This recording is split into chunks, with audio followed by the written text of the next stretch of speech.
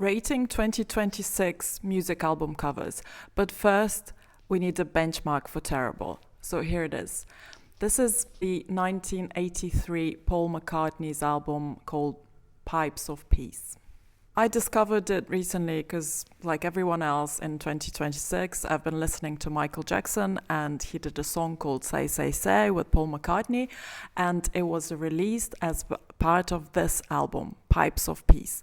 Okay, so if you have one job to take a photo for an album cover, and it's for Paul McCartney, and potentially you know that Michael Jackson is going to be in it as well. So you have two of the biggest artists of the time in this album, and you're doing the album cover, and you come up with this. Like, if we open the cover like you would open a CD or a vinyl, at the time it was more common than listening to Spotify. Anyway, there's pipes everywhere, and Paul McCartney is doing like a little dance.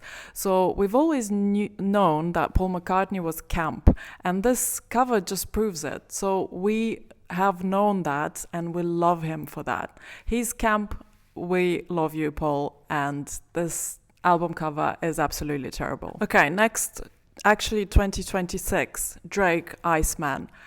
It's a huge no for me because, again, a reference to Michael Jackson, and I feel like just after the movie came out, doing this cover with the iconic glove, I don't think it's a good idea. So there is some sort of a competition for the most streamed artist, most purchased records, etc. And Drake is kind of trying to tell us that he's winning over Michael. But come on, like everyone knows that you're Drake and he's Michael Jackson.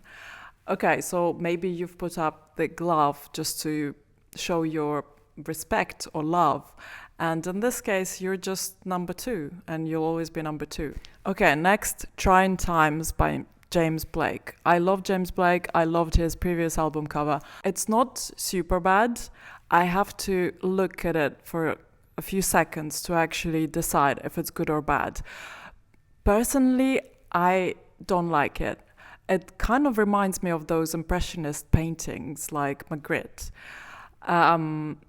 If you look closely at the detail, the grain and the colors and the shadows are absolutely beautiful. But the fact that he's playing with some plates is just not, it's not giving. Like, I'm not loving this. Next, Arlo Parks' Ambiguous Desire. So this cover is not bad, but it kind of reminds me of a Loyal Kana album, Hugo.